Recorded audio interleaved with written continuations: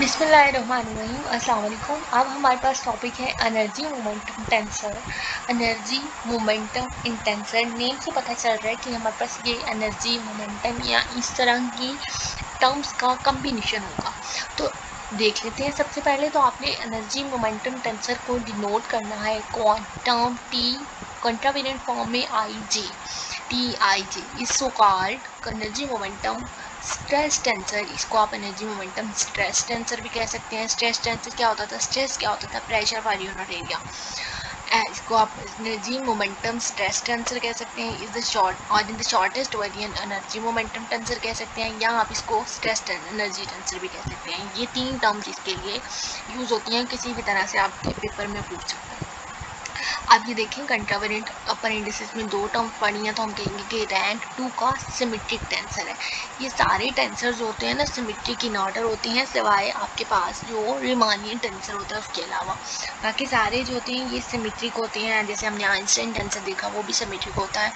तो Riemannian tensor के अलावा बाकी सारे सिमेट्रिक होते हैं। It is rank 2 symmetric tensor in coding all the information about energy density. अब आप मेन से निकालें कि हमारे पास कौन कौन सी इंफॉर्मेशन इधर से निकल सकती है। सबसे पहले तो एनर्जी मोमेंटम था, तो इस मोमेंटम के अंदर हम रो वी देखते हैं, तो ये हम कहेंगे कि एनर्जी डेंसिटी के बारे में हमें पता चलता है। मतलब हमारे पास mass per unit volume momentum energy से आपने एनर्जी डेंसिटी निकाला। फिर अगली वाली टर्म से कहा एनर्जी से हमें एनर्जी डेंसिटी मिली, मोमेंटम से हमें पता चला मोमेंटम डेंसिटी। स्ट्रेस है तो स्ट्रेस से पता चला प्रेशर। स्ट्रेस या प्रेशर के बारे में हमारे पास टी आई जे यानी एनर्जी मोमेंटम टेंसर हमें ये वाली इंफॉर्मेशन देता है। अब जनरल रिलेटिविटी और स्पेशल रिलेटिविटी का केस मैंने आपको बताया था कि जनरल रिलेटिविटी के अंदर हम ग्रेविटेशन के बारे में देखते हैं, लेकिन स्पेशल रिलेटिविटी में वो वाला केसेस नहीं होते। अब कहते हैं कि जनरल रिलेटिविटी के अंदर द स्ट्रेस एनर्जी या जिसको हम एनर्जी मोमेंटम टेंसर कहते हैं, ये act as source of gravitation field, और ये फील्ड के तौर ग्रेविटेशनल फील्ड के तौर पे एक्ट करता है। अब वो किस तरह से करता है? हमारे पास इसके लिए टोटल 4 टर्म्स हैं कि ये हमारे पास सबसे पहले तो एनर्जी डेंसिटी है, मोमेंटम डेंसिटी है, स्ट्रेस है और प्रेशर के तौर पर इंफॉर्मेशन देता है। तो हम इसको डिनोट करेंगे टी आई जे से।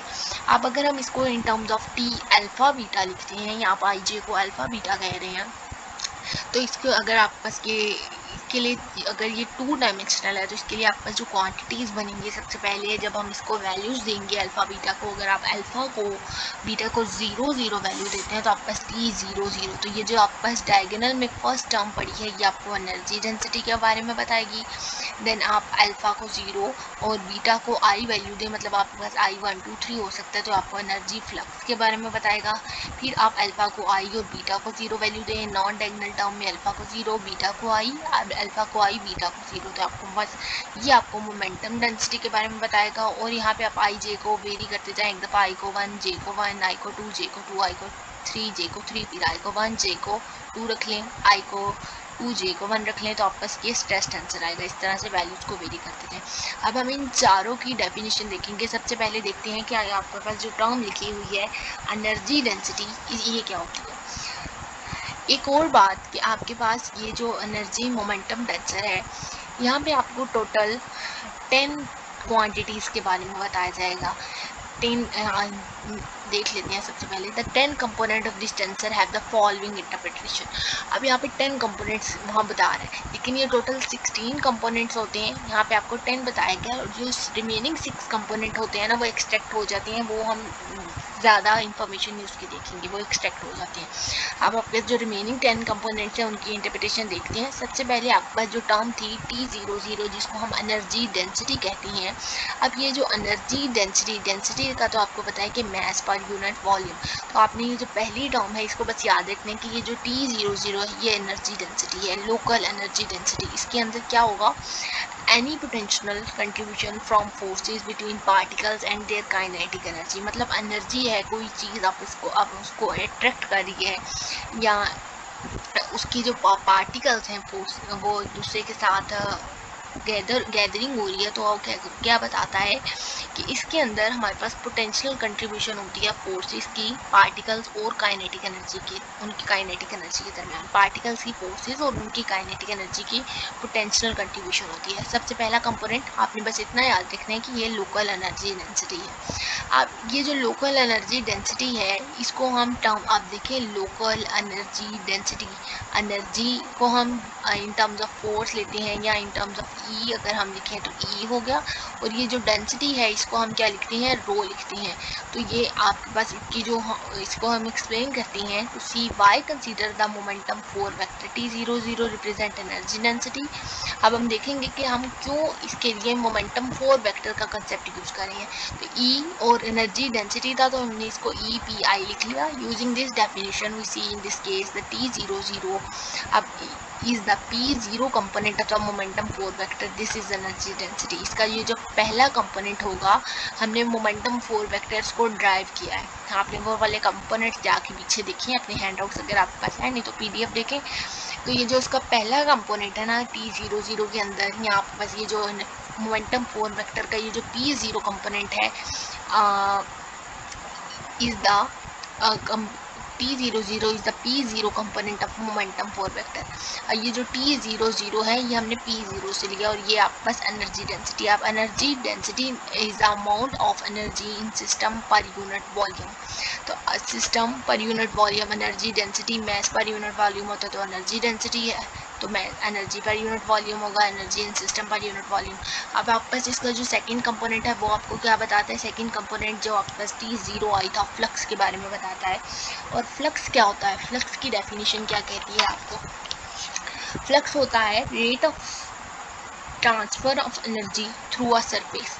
आप किसी सरफेस के थ्रू जितनी एनर्जी ट्रांसफ़र होगी वो आपका रेट होगा। अब T0I है तो मतलब फ्लक्स इन ith डायरेक्शन होगा। अब इसके अंदर this includes not only the bulk motion but also the processing give rise the transfer of energy. Energy की ट्रांसफ़र देखते हैं, फॉर इंस्टेंस हीट कंडक्शन का प्रोसेस जैसे होता है। और I0 कंपोनेंट हो तो ये हमें डेंसिटी मोमेंटम कंपोनेंट बताता है, मतलब ये मोमेंटम कंपोनेंट है। इसको भी हम कहेंगे density of momentum component in ith direction.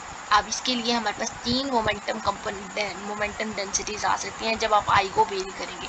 As in the previous case it also takes account of energy changes in momentum to heat conduction. इसके अंदर भी आपके पास हीट कंडक्शन का प्रोसेस। अब जो लास्ट टर्म थर्ड टर्म थी momentum, ये जो अभी हमने देखी इसको मोमेंटम डेंसिटी, ये जो Ti0 होता है ये मोमेंटम डेंसिटी होती है। मतलब कि मोमेंटम पर डेंसिटी क्या होता है, मैस पर यूनिट वॉल्यूम वैसे होता है, लेकिन ये मोमेंटम डेंसिटी है तो momentum per unit volume. This is the flow of momentum crossing a surface of constant time.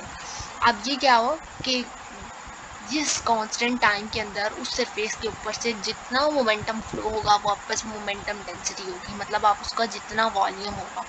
As energy momentum tensor is symmetric T0I, अब ये वाली वैल्यू जो होती है वो सिमेट्रिक होती है। आप इसको Ti0 लिखें या T0I लिखें, ये रिप्रेजेंट करती है energy flow across the surface. अब आपके पास जो लास्ट कंपोनेंट है Tij is the three momentum flux or stress tensor, जिसको आप कहते हैं स्ट्रेस। आपको पता है the rate of flow of, इसको हम वैसे कहेंगे the rate of flow of ith momentum component per unit area. You know कि आपका जो स्ट्रेस होता है वो पर यूनिट एरिया होता है, प्रेशर पर यूनिट एरिया। तो यहाँ पे आपके पास मोमेंटम फ्लक्स है या स्ट्रेस टेंसर है, तो आप इसको momentum per unit area momentum per unit area कहेंगे in the plane orthogonal to jth direction. अब ith कंपोनेंट, आई भी कंपोनेंट है जे भी कंपोनेंट है, तो हमारे पास जो आई कंपोनेंट है वो मोमेंटम कंपोनेंट बता रहे हैं प्लेन के अंदर, और वो ऑर्थोगोनल है जे की। किस तरह से ऑर्थोगोनल है, आप आई को और जे को डिफरेंट वैल्यूज देंगे। जब आप आई को जे के ही इक्वल रखेंगे तो आपके पास डायगोनल वाली सारी वैल्यूज आएंगी, और जब आप आई और जे इक्वल नहीं होंगे, जैसे आप लास्ट टाइम इक्वेशंस लिख रहे थे जब आपके पास आई और जे इक्वल नहीं होते थे वो नॉन डायगोनल कंपोनेंट होते थे, तो वो आपको, अब देखिए यहाँ पे आपके पास दो कंपोनेंट बने Tii जब आपने आई और जे को इक्वल रखा, जब आपके पास I1 JB1, I2 JB2, I3 JB3, तो आपके पास T11 T22 T33। जब आपके पास ये टर्म सेम है तो ये आपको, जब टर्म्स सेम होंगी तो आपको आइसोट्रॉपिक्स प्रेशर बताएंगी या आइसोट्रॉपिक स्ट्रेस बताएंगी इन ith डायरेक्शन, क्योंकि ये आई एक कंपोनेंट है। और जब आपके पास टर्म्स डिफरेंट होंगी तो वो विस्कस स्ट्रेस बताती हैं। आइसोट्रॉपिक प्रेशर और विस्कस स्ट्रेस ये आपके पास एमसीक्यूज के लिए इंपॉर्टेंट है। इसको इतनी हद तक ही रखें कि आपके पास टर्म्स क्या बताती हैं, मजीद इसको बहुत ज़्यादा डिटेल्स की ज़रूरत नहीं है। अब covariant derivative of energy momentum tensor, अगर आप इसको का कोवेरिएंट डेरिवेटिव ले लेते हैं एनर्जी मोमेंटम टेंसर, जिसको हम टी आई जे से लिखते हैं, इसको टी आई जे से लिखते हैं, और अगर हम इसका कोवेरिएंट डेरिवेटिव ले लें विद रिस्पेक्ट टू जे तो आपके पास कहता है कि वो इसको इक्वल टू 0 रखेंगे। अब the covariant derivative of energy momentum tensor is generalized form of conservation of energy and momentum. अब आपके पास एनर्जी मोमेंटम टेंसर है तो ये कंजर्वेशन ऑफ एनर्जी और मोमेंटम की जनरलाइज फॉर्म है। दिस रिलेशन, अब ये जो डेल जे टी आई जे है, इस रिलेशन को हम लोकल कंजर्वेशन ऑफ एनर्जी कहते हैं, और आपने इसको बहुत अच्छे हमेशा याद रखने की आपका सेंस उसके लिए इंपॉर्टेंट है। और ये जो नीचे वाली लाइन है ये भी इंपॉर्टेंट है कि क्योंकि इसको क्यों लोकल कंजर्वेशन ऑफ एनर्जी कहते हैं, क्योंकि ये रिड्यूस करती है कंजर्वेशन लॉ को। अगर आप इसको सिंपल लिखें, मैं यहाँ पे आगे लिखना चाह रही थी, चलें अब दोबारा लिख लेते हैं कि आप इसको लिखें डेल टी आई जे। तो डेल आपके पास क्या होता है, पार्शियल डेरिवेटिव होता है, मतलब partial derivative of T I J with respect to ये जो लोअर इंडिसेस कोवेरिएंट डेरिवेटिव है इसका जे के साथ, मतलब पार्शियल बाय पार्शियल एक्स जे। तो ये आपके पास क्या है, it reduce the conservation law, इसको इस टर्म में रिड्यूस करता है फ्लैट स्पेसेस में। फ्लैट स्पेस का क्या मतलब है, हम मिनकॉस की स्पेस को फ्लैट स्पेस कंसीडर कर सकते हैं यहाँ पे, और इसको आप लोकल कंजर्वेशन ऑफ एनर्जी कहते हैं। However it is not a conservative law, ये आपके पास कंजर्वेशन लॉ नहीं है जो कि हम अब ये पहले पढ़ते आए हैं फ्लैट स्पेसिस में। As the energy of matter is not conserved in the presence of dynamic space time curvature but change in response to it, कि वो कहते हैं कि कंजर्वेशन लॉ फ्लैट स्पेसिस में हम ये वाला तो यूज़ नहीं करते हैं। क्यों, क्योंकि आपके पास जो एनर्जी ऑफ मैटर है, मैटर की पार्टिकल्स की जो एनर्जी है वो यहाँ पे कंजर्व नहीं है। कंजर्व नहीं है मतलब आपके पास यहाँ पे वैल्यूज़ की ज़ीरो नहीं होती है in terms of dynamic space time curvature के अंदर, लेकिन कोई ना कोई उसके रिस्पॉन्स जो है वो ज़रूर आता है। अब आपने जो और एक दो बातें याद रखनी है एनर्जी मोमेंटम टेंसर के लिए, कि आपके पास ये एक रैंक 2 का टेंसर होता है, इसके वो आप stress energy momentum tensor different names कह सकते हैं इसके। और इसके अलावा अभी तक के लिए इतना है।